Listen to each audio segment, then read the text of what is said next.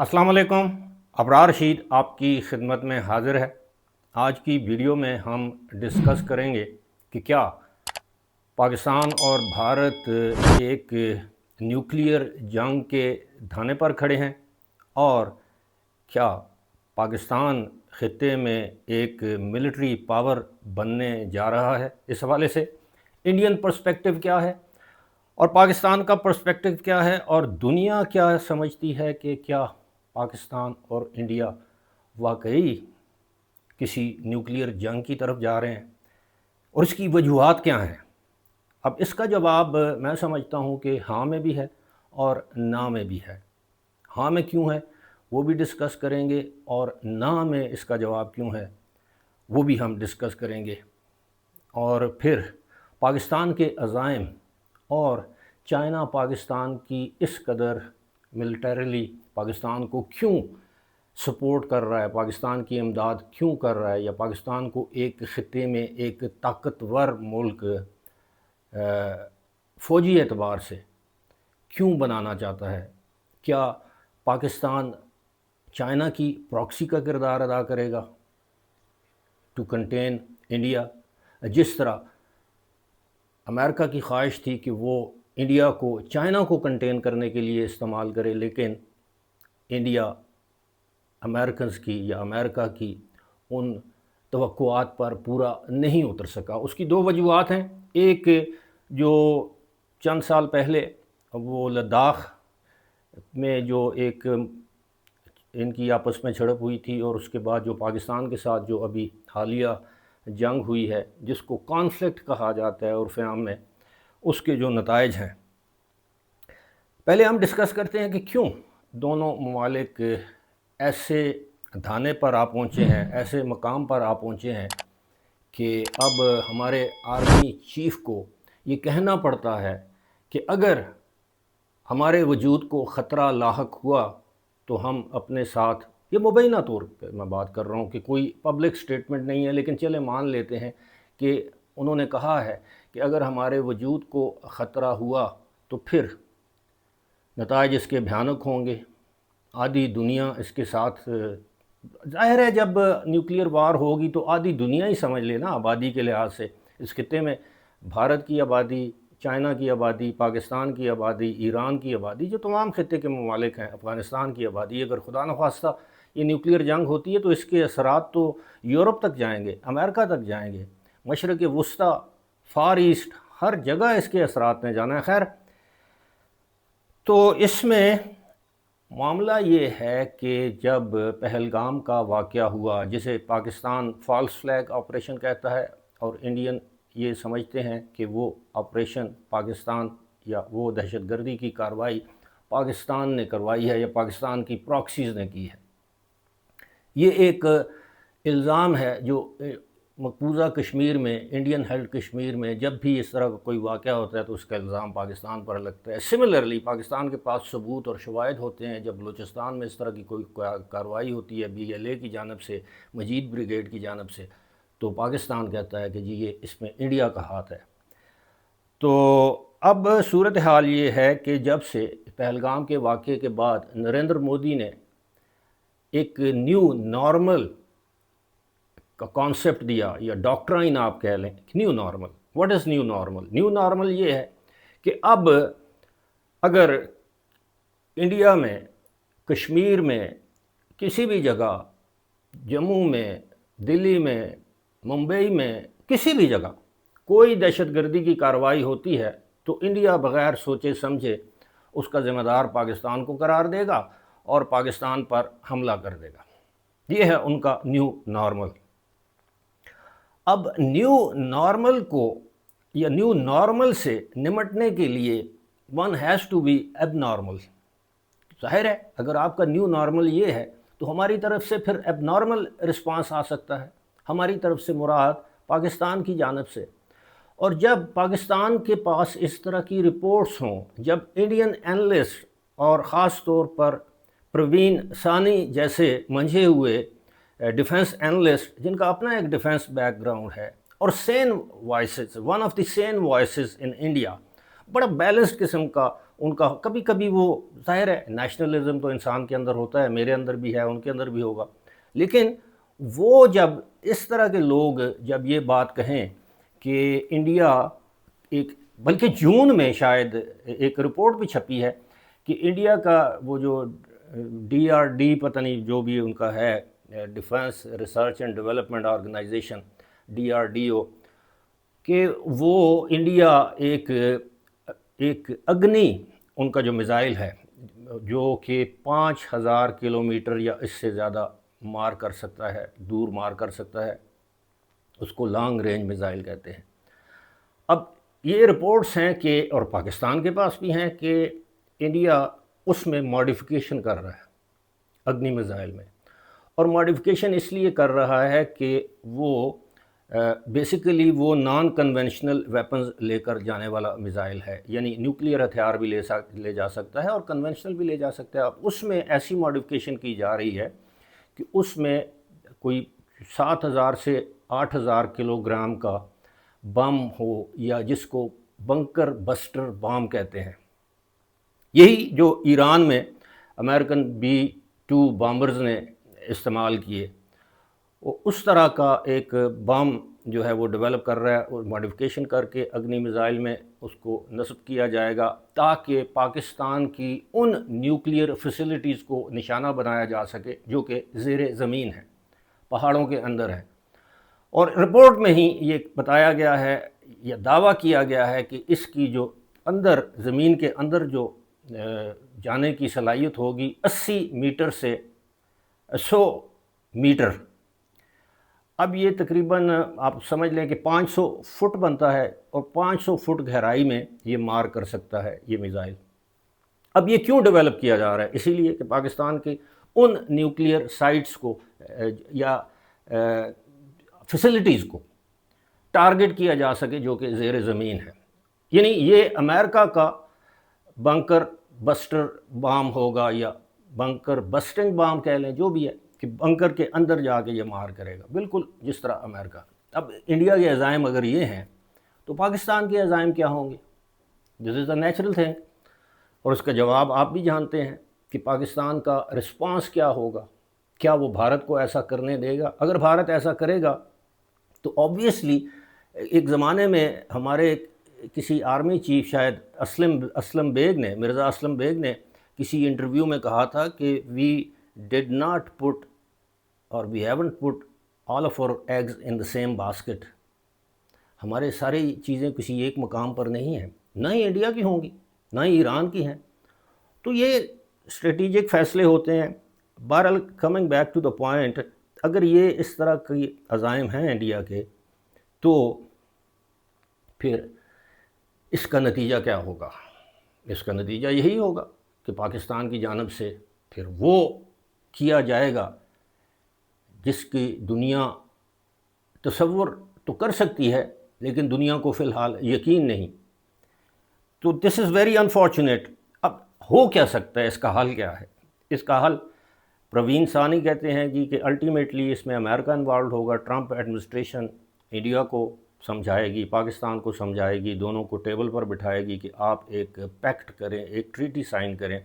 ایک تو یہ ہے، اس کا تو MOU سائن ہو چکا ہے 1900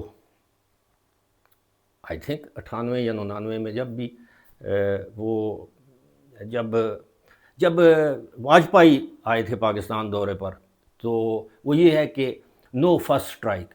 لیکن یہ کوئی اگریمنٹ نہیں ہے، کوئی ٹریٹی نہیں ہے، کوئی معاہدہ نہیں ہے۔ لیکن معاہدہ بھی جو ہمارا ہے، جیسے وہ انڈس ریور کے اوپر جو ہے وہ ہمارا انڈس واٹر ٹریٹی، وہ انڈیا نے اس کو معطل کر دیا ہے، سسپینڈ کر دیا ہے۔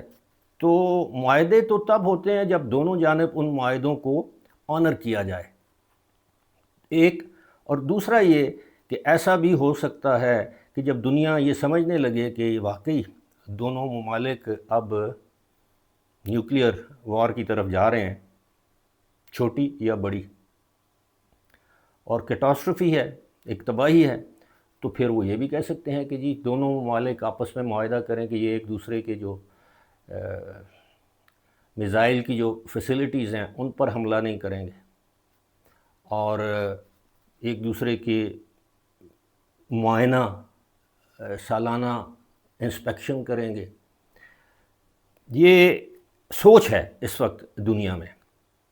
اب اس کے نتائج کیا برآمد ہوتے ہیں، لیکن جو میں نے بات کی ہاں والی، وہ ہاں یہ ہے کہ اس وقت Pakistan and India they are both at the verge of nuclear war unfortunately.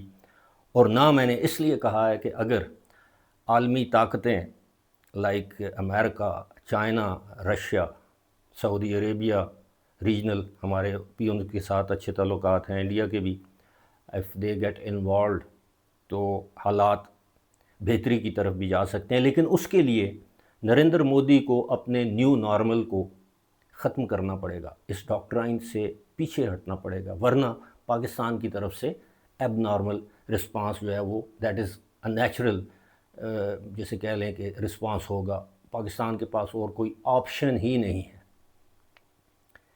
اب بات کرتے ہیں کہ کیا پاکستان خطے میں ایک ریجنل پاور بننے کے، ملٹری پاور بننے کے عزائم رکھتا ہے؟ تو اس کا جواب ہے ہاں. یہ پاکستان کی مجبوری ہے، اور اس کا ذمہ دار بھی کون ہے؟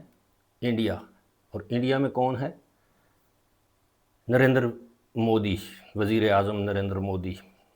ان کے توسیع پسندانہ عزائم ہیں. کون نہیں جانتا کہ وہ اکھنڈ بھارت ان کا ویژن ہے، بالکل اسی طرح جس طرح نیتن یاہو کا ویژن ہے گریٹر اسرائیل. تو گزشتہ روز پاکستان نے جب آرمی راکٹ فورس کمانڈ کا اعلان کیا، اس کی اسٹیبلشمنٹ کا، تو اس خبر پر بھی انڈیا میں بہت سی بھویں جو ہیں وہ تن گئیں. اور میں فالو کرتا ہوں کچھ لوگوں کو جن کا تعلق ڈیفنس سے ہے، خاص طور پر ریٹائرڈ ان کے ملٹری آفیشلز. وہ یہ سمجھتے ہیں کہ پاکستان نے یہ آئیڈیا بارو کیا ہے چائنا سے، کیونکہ PLA یعنی پیپلز لبریشن آرمی جو چائنا کی ہے، وہاں پر بھی ایک راکٹ فورس کمانڈ یا راکٹ فورس موجود ہے. اب سوال یہ ہے کہ ہماری جو اب جو راکٹ فورس قائم کی گئی ہے آرمی میں، کیا یہ اس SPD اسٹریٹجک پلاننگ یا پلانز ڈویژن، اس کے تحت جو ایک فورس ہے، یہ اس سے الگ ہوگی؟ تو جواب اس کا یہ ہے کہ بالکل الگ ہوگی. اور اس کے نیچے یہ صرف راکٹ نہیں ہے، ان گائیڈڈ راکٹس جو ہوتے ہیں، اس کے نیچے تمام پاکستان کا جو میزائل پروگرام ہے، اس پاکستان کے پاس جتنے بھی قسم یا اقسام کے میزائل ہیں، وہ اس کمانڈ کے انڈر آ جائیں گے. اور اس نئی فورس کا جو سربراہ ہوگا اکارڈنگ ٹو دا رپورٹس، وہ ہوگا لیفٹیننٹ جنرل رینک کا، بالکل اسی طرح جس طرح SPD کا سربراہ لیفٹیننٹ جنرل رینک کا ہوتا ہے. اور وہ رپورٹ کرے گا ڈائریکٹ جنرل ہیڈ کوارٹرز یا آرمی چیف کو. یعنی اس نے وزیر اعظم کو رپورٹ نہیں کرنا، اس نے SPD کو رپورٹ نہیں کرنا، اس نے جوائنٹ ہیڈ کوارٹرز کو رپورٹ نہیں کرنا، جنرل ہیڈ کوارٹر کو رپورٹ کرنا ہے، جہاں آبویسلی آرمی چیف اور DGMO یہ دو اہم، اور بھی ہوتے ہیں لیکن یہ دو اہم جنگ کے حوالے سے. اور جو کمانڈ ہے اس میں اب اس کو میں اس طرح ایکسپلین کر سکتا ہوں کہ گاڈ فاربیڈ اگر ایسی صورتحال ہوتی ہے تو کسی نیشنل سیکیورٹی کمیٹی کی میٹنگ کی ضرورت نہیں ہوگی.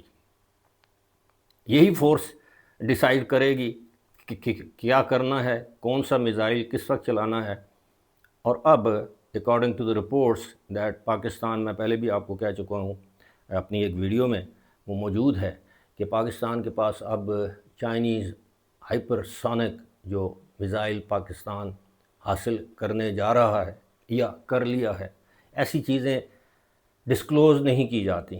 یہ اس طرح نہیں ہوتا کہ آپ کے پاس کوئی کمرشل ایئر لائنر آئے تو اس کو وہ اس کے اوپر وہ کیا کہتے ہیں پانی وہ ڈال کے یا وہ فائر ٹینڈر سے اور اس کا استقبال کیا جاتا ہے ایئرپورٹ پر، اس پر فلیگ لگے ہوتے ہیں اور اٹ از پبلک ایک ایونٹ. نو، اس طرح کی جو چیزیں ہیں وہ ایکوائر کر لی جاتی ہیں اور بعد میں آہستہ آہستہ ان کو ڈسکلوز کیا جاتا ہے کہ یس، کیونکہ ان کی انٹیگریشن بھی ضروری ہے آپ کے ڈیفنس سسٹم میں. تو یہ ساری صورتحال یہ ہے کہ China is helping Pakistan in this regard. اور دوسری بات یہ تو سب مانتے ہیں، پوری دنیا مانتی ہے کہ پاکستان جو چائنیز بیڈو جو سیٹلائٹ استعمال کر رہا ہے، اٹس اے کانسٹلیشن، یہ ایک گلیکسی ہے. دنیا میں سب سے بڑا، یعنی 24/7 لمحہ لمحہ پاکستان کے پاس رپورٹس آ رہی ہوتی ہیں اس کی وجہ سے، یہ چائنیز سیٹلائٹ کی وجہ سے. انڈیا میں جو بھی موومنٹ ہوتی ہے اس طرح کی، اس کی رپورٹس. تو پاکستان آبویسلی کے عزائم ہیں.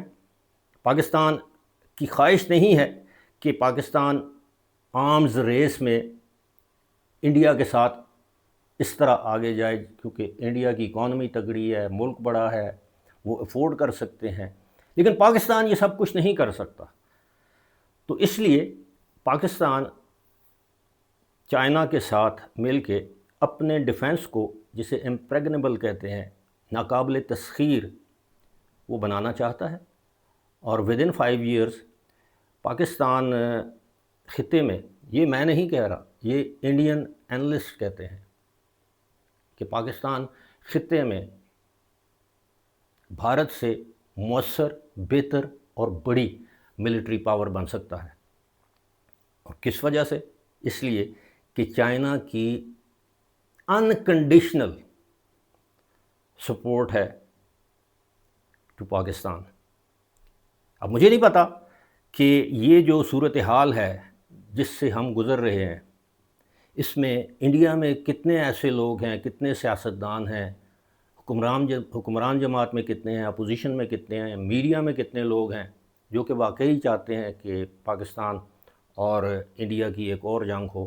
اور گاڈ فاربیڈ اگر اب جنگ ہوئی تو اس میں دونوں طرف بہت تباہی ہونی ہے. تو امید ہے کہ ڈونلڈ ٹرمپ اس میں بھی مداخلت کریں گے اور معاملے کو مزید آگے بڑھنے سے روکیں گے. فی الحال اسی کے ساتھ مجھے دیجیے اجازت. خدا حافظ.